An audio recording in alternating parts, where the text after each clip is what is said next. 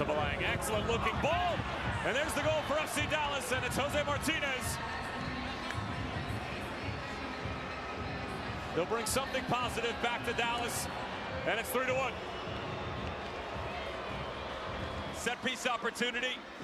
You said coming on might be too little, too late. Don't tell them that. Smart little move. All you want to do is inject some life into this squad. 10-yard ball, top of the 18, whip it to the back post, let one of the big boys go and get it. Stick this in the danger area and let your guys go attacking. And by the way, I love your podcast. I was listening. And by the way, I love your podcast. I was listening. Hey, Jose. Hey, can you hear me? I can hear you loud and clear. Well, welcome to Afterburn Soccer Show on this Monday. It's good to see you. It's good to be here. It's good for those folks who are joining us here live as we go live and talk and break down the latest FC Dallas and North Texas Soccer Club results. I'm Nathan Hill. You can follow me at Nathan J. Hill on Twitter. And there's my buddy Jose Carmona at El Chico Carmona. What's up? You just saw the only kind of bright spot from this weekend as Jose Martinez got a goal, which was at least a little consolation in that disappointment in New York City. And you also heard from Javier Cano, head coach of North Texas, who claims to listen to our podcast. So shout out to Love it. to Javi. So and it's Cano. Yeah. Okay, so I've been butchering his last name for. Well, that's all right. Well, and he said Chico. You know, he called you Chico. So I think he's picking up that you are definitely thinking a lot about North Texas, following along MLS Next Pro, and so that's exciting. So hope to get you all to talk sometime in one of those pre-game, post-game kinds of environments. But yeah, this was not a fun weekend for FC Dallas and for North Texas Soccer Club, right, Jose? It was not. It was a rough week for us fans. You got the disappointing loss by North Texas. Full 90 minutes, right? I mean, it was like at least they could have gotten it to a 0-0 draw, a disappointing day, but well, no, it looked like it was going to go to penalty kicks. Really, I mean that's where that game was going. And then at the very death, you had that one goal. And kudos to Real Monarchs, who played. Honestly, the way you can beat North Texas is the same way you can beat FC Dallas. It's not a coincidence. You low block, mental low block, and then force them to break down. And North Texas really missed hope, even though he did come in late in the game.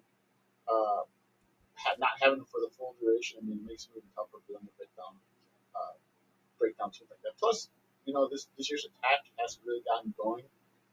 That doesn't help, to have all your strikers are right. There's not a hot hand in there, so yeah, it's a tough defeat. It's a team that they should have been able to defeat, but at the same time, it's just a reminder that the right strategy and the team sticks to it and the players perform, they get a victory, and that goes to Real Monarchs, who executed the right game plan to defeat North Texas. I raised to Cano, to Javi before that match about the youth of Real Salt Lake, of Real Monarchs, I should say. And he was clear that youth is not in his opinion, is not a drawback. No, it's not. And case in point in this kind of match, and he pointed out too that Real's Monarchs, I think their right back played for the first team last year, had a significant minutes. So you just can't, just because you see someone's young, you can't necessarily assume that you can take advantage of them. And I think North Texas looked kind of just young in this match. They just looked raw. And if there's a disappointment for me on this team so far, it has been in the attack. At the very least, hey, the defense has been a work in progress. It was last year. But at least you had Mulatto, Hope, Kamungo. You had these guys who could score some goals. That hasn't happened yet. And I'm not sure what's going on with that just yet. Yeah, I mean, they just haven't with Mulatto and Kamungo both spending more time with the senior team and whatnot. It's going to take time for the new attackers to get on the same page. Yeah. I mean, they were pretty young too out there. You know, they had Ursula out there. They had what was that? Ben Molina out there. They had like 3 teenagers themselves. I mean, North Texas isn't much older than RSL. Just like I said, Monarchs executed their plan to perfection. That's something we want to start seeing from young teams. And like I said, kudos to them. That was the exact way when North Texas played in USL League One. All the teams, every team that played North Texas, they all tried to low block them every single time because they knew that was a struggle, or even way back then.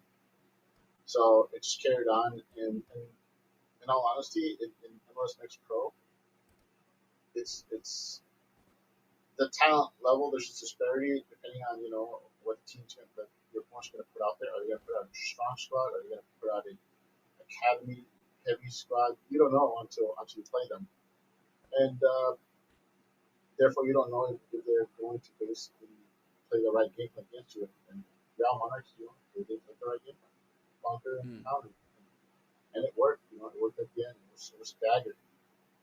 Yeah. I mean,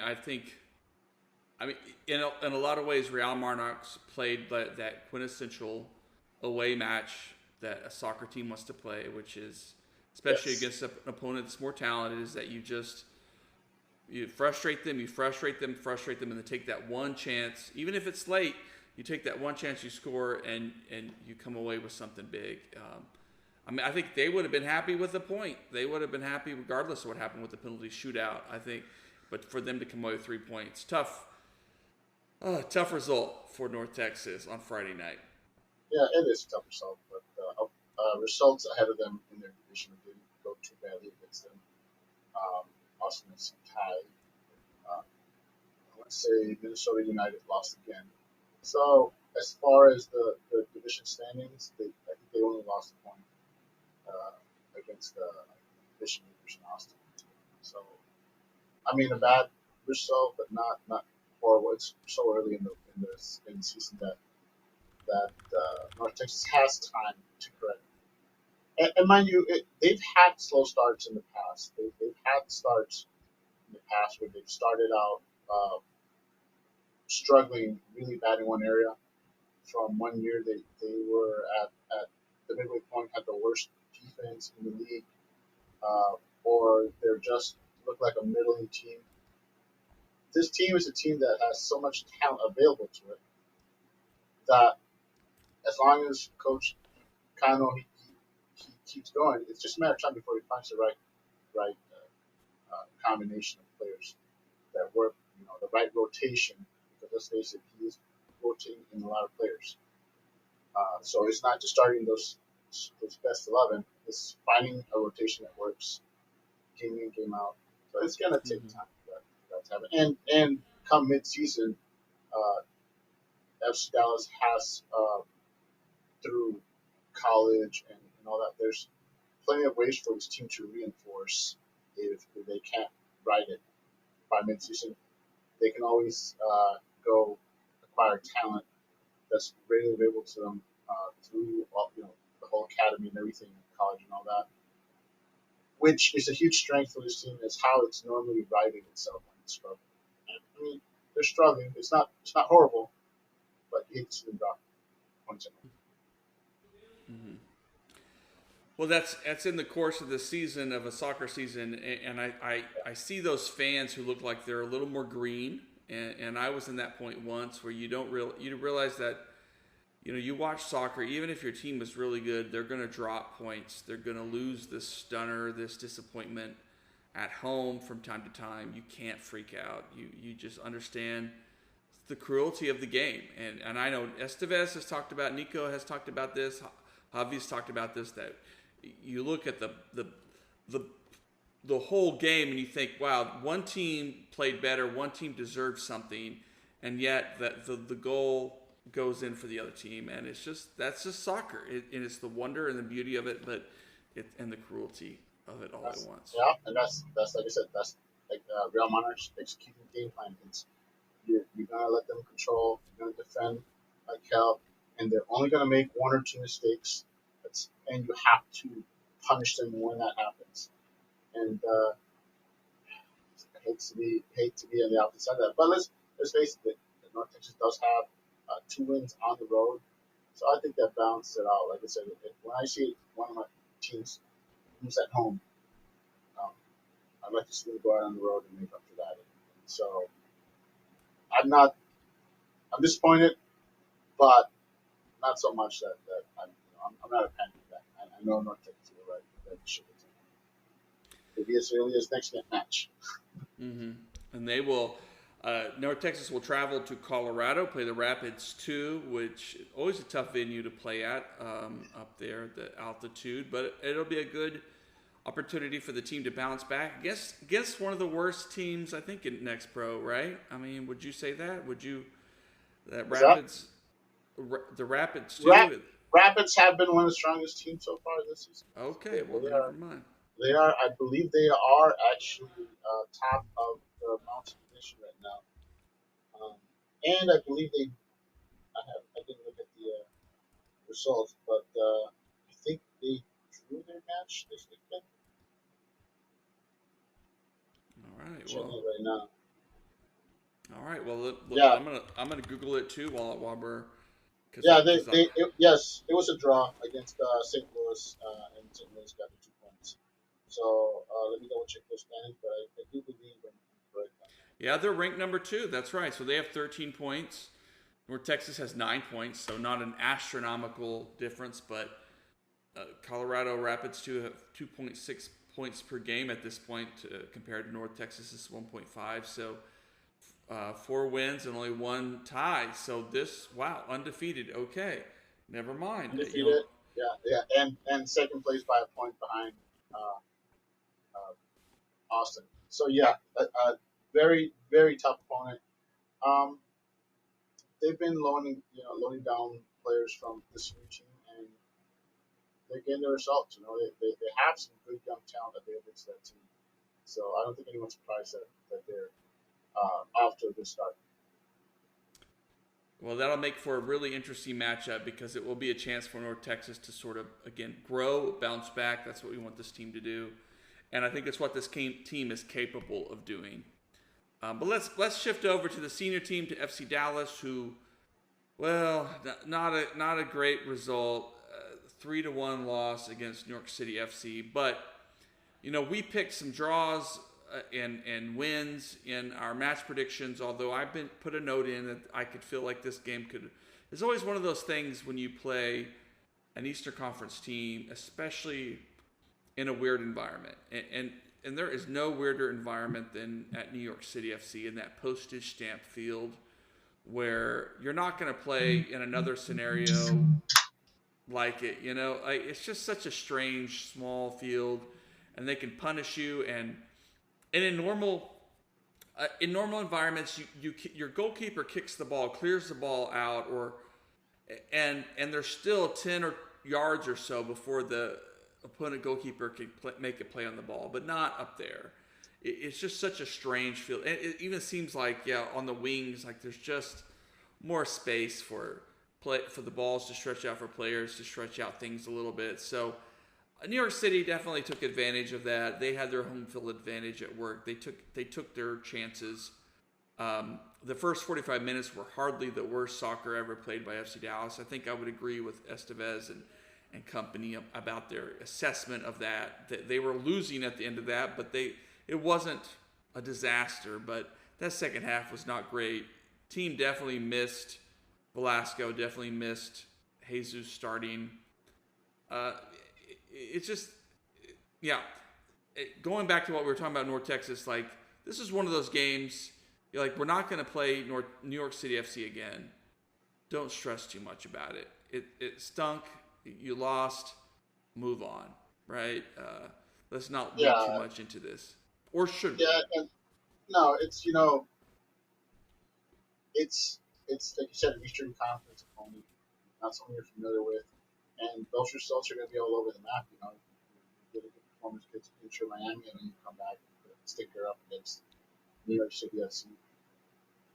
And also on top of that, all the results in the West Conference pretty much went in as Dallas' favor, that they didn't lose ground to anybody. They're still in fourth place. I mean, if you picked a week to lose, this was the right week, because you look at the standings and they remain pretty much unchanged. And now the team's got to right the ship and try to get back. Losses and bad results, they can pile up on you out of nowhere. So you don't want that. You don't want the Inter Miami, thing going on right now, where they're going to big matches and are now have loss after loss piling up. So I'm hoping that Dallas and will get healthy and start getting results. But like you said, the field, you can't be there, but you think you can, but you can't. Yeah. And a team who gets to practice there and play there every, all week long, and or at least gets to simulate it. But and the other thing was, I think we saw in this one, Jose, Giovan Jesus come down to earth a little bit. We saw that a reminder that this guy he's young. He's a young player. And it's almost like after this match, Tomasi might get to start this weekend. I mean, even if that's a little harsh, but it's just a reminder that Jesus has work to do. I mean, there were, our other contributor, he couldn't be on tonight, Tommy LaBeouf. In fact, I think I took a screenshot of his, let me see if I can pull it up. Yeah, here it is. Of his screenshot of Jesus falling asleep while watching the game on the second goal. Not a great showing for the youngster. Not a great show. It was bound to happen. I mean, he's been on a run of good form, and yeah, he got beat there. I mean, it's clear as daylight. No excuse for it. But at the same time, it was Coach Nico was riding the hot hand, and he was hot. And it's just a reminder that the job isn't necessarily his yet, and Tomasi is about to get just cleared out of the picture, So I think it'll come down to, I want to say it's probably going to be Tomasi getting a start, but at the same time, we're not watching practice, so it's really going to be whichever one of the two stands out in practice and shows that they're, he'll be given a chance to rebound. But yes, if that opens the door again for Tomasi, it's going to be an ongoing. It's going to be an ongoing battle all year, and I'm here for it. The team definitely missed Jesus coming off of international play where he scored a tying goal, equalizing goal against Mexico. It was a lucky goal. A lucky goal, He had the defender hadn't cleared it. He just happened to be standing there. Right. I'm just joking. It's ridiculous. No, it was a great goal. And I know as a FCD fan and a Ferrer fan, glad to see it. Glad to see it. It's getting that's confidence. You want to see your player playing with confidence, both for the club and the country, and that's exciting. Hopefully we'll see Ferrer back to full strength this next match, because Jesus Jimenez kind of had a stinker. I mean, this is his chance to, I think we were all generally excited to see what he had to offer. Mm-hmm. And at some point, we all said, "Whoa, this is not the Jimenez we've seen in flashes." He's fared well in those short appearances he's made, but in this game with the spotlight on, wow, that was not what we were hoping to see. Right. Well, and I think that does open the door to this conversation about this rumor that Tom Bogert posted today in the MLS. And Tom Bogert now moving from MLS Soccer to the Athletic, posting the juicy rumors and stuff that Los Angeles Galaxy made a big bid for Paul Arriola, which makes sense in some ways because of where the Galaxy have been. Although Galaxy didn't they beat Austin last weekend?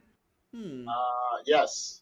They had they had the 2-0 win, if I remember correctly. Yeah, gosh, tough for Austin fans. But anyway, Galaxy have not necessarily been great this season, so they would probably want a player of the quality of Areola. So an interesting thing, although I don't know what the Galaxy would offer FC Dallas other than some funny money to spend, but it does just raise those kinds of questions about what this team, what chips that FC Dallas still has left to play before the end of the transfer window today, which is running out quickly, or just thinking about the summer to improve this team. And that's what I thought too. I thought Jimenez was an interesting addition, a veteran addition, a help to this team, but we're still sort of waiting for him to kind of click with this squad. Yeah, and back to the rumor. Forget the rumor, man. I hope if Dallas does not make this trade. I don't really care what you think about Areola right now. We don't have anyone to replace him. If Areola leaves, O'Brien is your default starter. Not Kamungo? You wouldn't go with Kamungo? I think O'Brien gets first shot. I think Kamungo becomes your obviously your backup. But the point is if you don't think Kamungo is ready to challenge O'Brien for the starting spot if Areola leaves, don't make that trade, man. I know that a lot of people, especially U.S. men's national team fans on Twitter, they crap all over Areola just as badly as they do upset Jesus. So, but here's the thing: his leadership and the energy he brings on the field, that's priceless, man. And LAG, unless we get a player in return or have someone lined up to come in July, this is essentially a move that would weaken FC Dallas and strengthen the Galaxy. So it has to be something pretty damn juicy for FC Dallas to take, because otherwise, and this is not. We sold Grisso early in the season bad, but it's along those lines. It's one of those lines that there's a fine line in this league between contenders and pretenders. And I know everyone's going to say, "Oh, everyone can make playoffs." Some teams have higher expectations than just making playoffs, and FC Dallas should be one of those teams. It should be a team that should be playing for a home match and not just being happy they made the playoffs. And honestly, losing Areola right now, it's not good. Yeah. I don't think there's any positives in that. The only way I would be okay with it is if it's I don't know, a clause where he gets to finish out. He gets to stay on until FC Dallas finds a replacement, which would be in July. I'd be okay with that, but other than that, God, I hope they don't make it. Not that I don't have faith in O'Brien and Kamungo. Look at, we're missing Velasco right now. So we're missing Velasco. Yeah. We don't know. Sometimes players get small injuries and they linger, and then next thing you know, they're out a month, 2 months. So trading Areola now means O'Brien and Kamungo are your starters. Or, default starters, very likely you'd have to move Leggett or something like that to play wing to cover those absences. It would really hurt this team. So, no, I'm with you. I don't think part of me, the football manager nerd that I am, would love to just throw Kamungo out and use this year to kind of get him vetted for the next year, if they feel that highly about him. But that's just tough to do as a team that expects to contend for a playoff spot. I think a lot of pressure on Kamungo, even though I think we should be high about him and his future. But O'Brien, I think we're sort of ready to move on. I think most FC Dallas fans are ready to move on from, even though he probably has a role to play this year. and apparently was decent against New York City. He was active. He played a role. It's just so yeah. I think it's So it would be unless they're offering an insane amount of money, and considering where LAG is they have some transfer embargoes this summer because of the way they treated the league rules. Unless they're just giving us a offer we can't refuse, it's hard to see this deal happening. and in all honesty, there's a second thing to consider is, did LAG initiate this, or did FC Dallas initiate it? I mean, we're still waiting for FC Dallas to replace Matt Hedges, to bring in that replacement center back, and that hasn't happened. And you have to wonder if a trade like this, that would probably come with a lot of gam or tam. I mean, you've got to figure around $2 million. I mean, that's they're talking record deal. That's what it would be. It would be over $2 million in gam or tam. That's something you can use to go out and get that big time center back that we're missing right now. Probably from within the league, of course. But I don't think any FC fan would be against that if that was the reason the trade was being made. But we don't know. Like I said, it's at the end of the trade window. So even if that's the game plan, we would still have to wait till July to find a replacement of any kind at any position. Really. So color me concerned.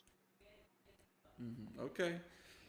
I mean, I think it's that valuation for teams. It's sort of like, what are we feeling about our squad this year? And would a move like this, even if it dampens our objectives this year, but prepares us for next year, opens the door. I'm okay with teams making those decisions because, fans, we don't like it, but yet sometimes it's the reality. And I think FC Dallas has started the year decently, but not as good as many of us hoped we would start. So that's why I'm like, hey, if we take the short-term hit, but knowing that long-term we're going to use that money to really strengthen the squad, I could go along with it, but yeah, I just don't see the replacement. I think it would be, especially, we're hoping if Velasco gets healthy quick. What if Velasco's hurt a little bit longer? You definitely need Arriola. I just don't know how you get by on this team and get some results, grind out results without him. He's such a competitor. And of course, let's be clear. I think this was Matt Doyle made a comment that has Arriola definitely started the year as strong. I don't know. He's definitely, so it could be a situation where you sell high. I don't know. It's just. I also want to point out that both Kamungo and Obrian were two of the players that came in out of shape to start the preseason. They both finished dead last in there. I think Obrian was with the senior team at the time. He finished last in the conditioning drills, and Kamungo finished last in the North Texas conditioning drills. So, and that was preseason. So these are two players that have been playing catch up this whole time. So Obrian is only in the past week or two, and Kamungo have both started to show what we expect to see from them from day one. And that's a sign that they're finally getting into form, into shape. And it could be that we still haven't even seen, move up and down on Obrian, but he's been out of shape, trying to get in form. And if he's in form, in the past, he's done good things for this team. So it could be that that's the coming out of shape set him back. But he may actually be better. We just don't know. The coaches will know. And if this trade goes through, that means that the coaches are confident that Kamungo and Obrian have brought it into form and are now ready to step up their games. Okay. And Arriola is what now? He's how old is he now? Is he the 3-0 yet? Good question. Because 28 years old. No, I think he's in his prime. So he's in his prime. So really, if he was, I thought he was 28, 29. But I'm like, if he was hitting the 3-0, then yeah, of course you take the trade. But at 28, rookies. Right now, unless, like I said, unless they think O'Brien or Kamungo are ready to step in as starters, there's no reason to make it. Mm-hmm. I'm a guy who loves trades. I love when teams will and deal. That's just not. I mean, go down the list of players on your roster, and there's some players that I don't think this team should be dealing. You know, Ferreira, Arriola, Velasco, Paxson. You know, it's certain players that you're like, you'd be okay with them dealing, say, Martinez or Ibeaga, but you wouldn't want them to deal Siki or Nikosi. You know, either of those guys, for example. You don't want to see them go. There's some players, but I would hope not. I really be in touch with them. Who knows? I haven't seen the deal. It could be a deal so good they can't say no to. Right, and I mean that's always because I think at some point the way Pasta's playing, he's going to get an offer from somewhere in Europe. I mean, just because his EU passport, I think it's just a matter of time before that. And it's one thing if it's like, oh, we're going to lowball FC Dallas and maybe think about, but it's another thing if they give this really generous offer and you have to really think like, well, we can probably find another goalkeeper domestically that can at least, fill in, but we already have that goalkeeper. We already have that guy, really. So it's just the hard part for, I'm sure being behind the scenes when you get these offers of like, you have to do that evaluation of like, does this open the door for us to be even more successful in year 2, 3, 4, rather than just now? It would also be a harsh reminder that this is 17 and that applies to, your national. Right. And the team has done that before, 7 players to within the league. Cervenia just got, traded just this year. I mean, you got, other players, Hollingshead, Acosta, that this team has traded within the league. People don't realize that the selling team sells internationally and nationally. And this could just be a harsh reminder that Dallas is a true selling team. Right. So we'll see. I mean, I'm not expecting. I keep refreshing Twitter to see if there's anything interesting, but and we wouldn't know. I mean, I think even when these deals get done, it may still take the paperwork. It may all be filed, but it may still take a couple days, couple weeks before everything is finalized. It's just was it done in time? Right. So we won't really officially know. I mean, unless it collapsed, and they say, "Oh, it collapsed." I'm getting worried that nothing. We're not hearing anything. That's what's telling you that at least LA Galaxy are serious, and if they're serious, I mean, I think FC Dallas is smart to listen. Yeah.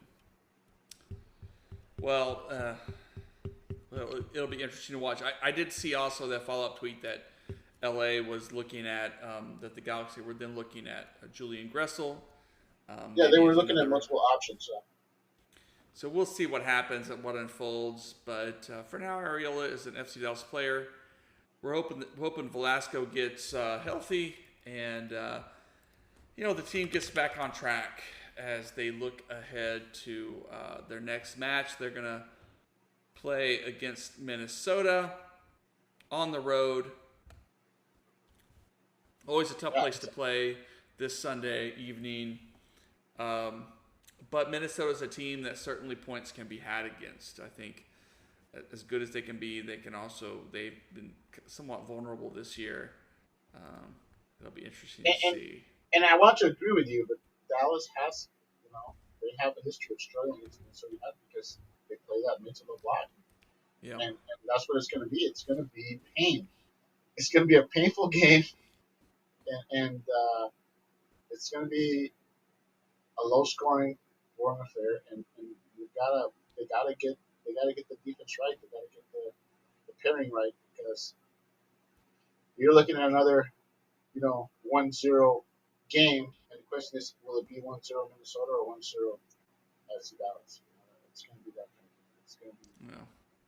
not an enjoyable game to watch unless we score early. But even then, for some reason, if they scores early, then in Swedes we're going to be, chewing our nails the rest of the match. I expect a very close, grueling match that, like I said, will come down to one goal, one mistake, and hopefully it's them. Well, that game looks like it's on Sunday, and I think Colorado.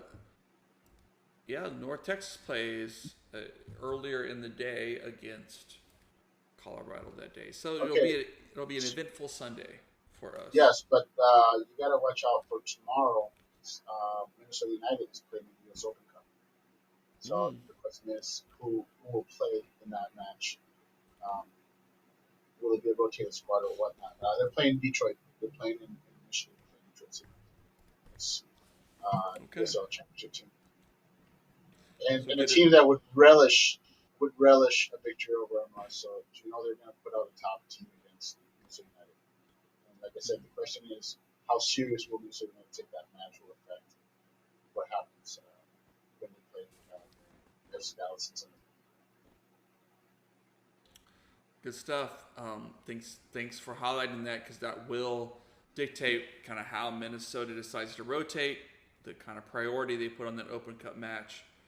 And so it could mean some good positive things for FC Dallas, but I think FC Dallas is going to need to regroup after Saturday and just sort of figure things out. And hopefully have a healthy Velasco, healthy and rested Jesus and Paxton. So it should be a much stronger performance from the squad. But there are questions. It's going to be a long season. They're going to have to grind some things out. Yeah. Why is Houston maybe good? Well, so meanwhile, Austin FC are a terrible team this year, evidently. Been just mesmerized by the results. They haven't changed coaches. They haven't. I saw Matt Doyle from MajorLeagueSoccer.com mention that Claudio Reyna's talent evaluation hasn't necessarily been that great, so that they've signed designated players that are not very worthy of that status. Meanwhile, Houston goes out and gets Ben Olsen, and all you need to know about Ben Olsen from his years at DC United, some of which I was living in DC, was that the guy just is a player's coach. He just wants to grind out results and get results out of the squad he has, because I don't think he ever had one or two seasons they had Wayne Rooney under him, I think, but they never had this amazing talent. So DC United always had to work with what they had. So that kind of fits Houston's profile at the moment, and they're getting results. Now, interestingly enough, FC Dallas beat Inter Miami at Inter Miami, and Houston just barely beat Inter Miami in Houston. So I think that's a helpful measurement. But credit to Houston being relevant. Let me add to that, though. Inter Miami got reinforcements after they played.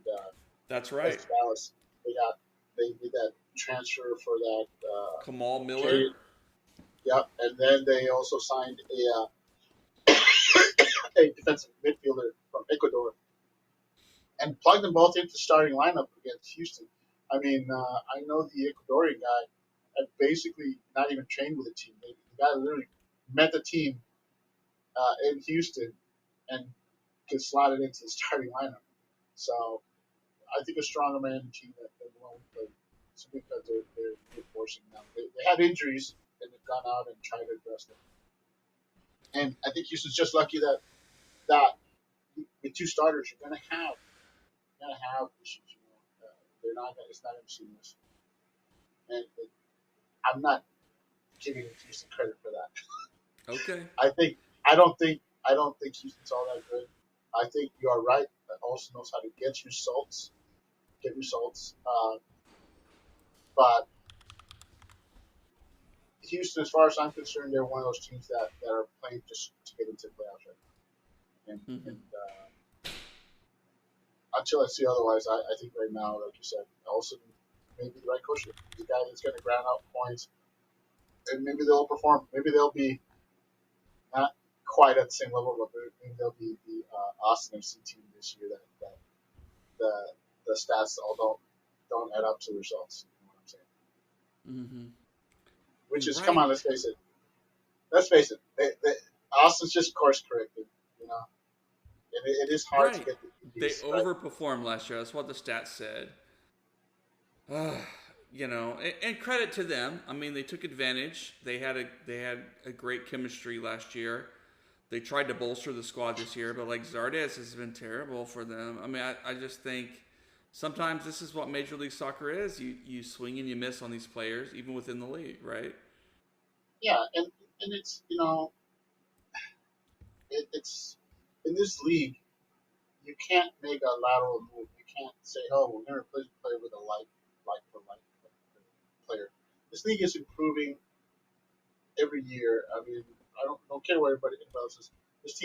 This league as a whole improves every year, and while it may be very little each time, maybe it's half steps or baby steps instead of full steps in growth in the league. It's enough that you, as a team, cannot stay static and roll out the same team or a similar team to the one you rolled out the year before. You have to keep up with the times and add better talent to your team, or a winning squad can go into a losing squad that fast. That's why, you know, FC Dallas went out, got Jimenez, got Giovanni Jesus, and that was an effort to add quality to the squad. You know, you're only going to make a couple additions, they better be good. So, yeah, I don't think anyone was surprised with Austin's additions. And like I said, like you said, they didn't really improve that team. You know, you just can't stay still. You can't stay still. You can't stay still, right? So, and I think the good news is that FC Dallas, I believe, has at least an international roster spot open, and Areola can be bought down as a DP, and so there's a potential for FC Dallas to go out this summer and get a big splash, someone who could really help this team. And I think the nice thing is that the team could, you know, it's depending on where they are. If they're really clicking and you can't find that person that will help them take the next step, then you wait, or, you know, get that U22 player that, you know, you want to develop along and for the future. But on the other hand, hey, you can make some moves. You can go out and get the guy who you think can really help this team take that next step. And I like being in that position rather than just rebuilding. And I think Austin is going to come this summer. They're going to be having to think hard about moving some pieces and making room, you know, to almost like, and that's not a great place to be after such a strong finish last year. You know, I also want to say that there's no one player fix for this team to be like a true title contender. This team needs about 3 to 4 players to be added. And that is, you still haven't replaced Matt Hedges, so there's hole one, number one. And then you've got the number 6 spot. I think if you could find a better player than what we have, there's hole number 2. And Jimenez, you know, if he's going to play like that, it starts, then, you know, then he hasn't solved the issue of that secondary striker. So it's too early, of course. I'm not giving up, and I'm just saying it's too early. But that's an issue. And then, of course, the backup winger is an issue with waiting for O'Brien to come on to solidify. That's the that first guy off the bench in the rotation. So really, those are four issues that have yet to be addressed. And 2 of them, the you know, number 2 forward and the backup wing, can probably fix in-house, but you still haven't solved the number 6. You still haven't solved the center back. Yeah. So this team can make moves. I don't know. I don't know that getting rid of Areola would probably just add another headache on top of that. Yeah. It would add another need, another hole to fill. I mean, if you had an idea where to find that person, fine. But yeah, I think we've revisited that already. But well, let's leave it there for tonight. It was a good conversation, Jose. It's always good to chat with you. Thanks. And shout out to Javier, Coach Javier Cano for listening in, and for everybody who listens in. We do get a regular viewership. It's nice to see folks subscribing, even if they don't join us live, to know that they appreciate this conversation about FC Dallas North Texas Soccer Club. Oof. A lot of syllables. I forgot to check who's North Texas playing. Rapids, remember? Rapids, yeah, we were just talking about the Rapids. Yeah, I'm like I said, I'm excited for that match. I actually like to see North Texas play against the better teams because it could be an issue of getting up for the team sometimes. You know, some teams do it, some teams need motivation, and I'm just excited to see the young players grow up too. Mm-hmm. Said very impressive with and stuff, and waiting to see which players are going to be the next Colombo Morocco that jump from this team to the senior team. So I'm hoping for a good, strong showing by North Texas. I'm looking forward to that too. All right, well, let's leave it there. Thanks, everybody, for joining us. Have an enjoyable evening. Of course, subscribe and follow us on afterburn.soccer. The latest blog posts, updates, and content about the teams. Of course, to subscribe to our podcast wherever you find podcasts. Good night, everybody. Good night. Thank you for tuning in.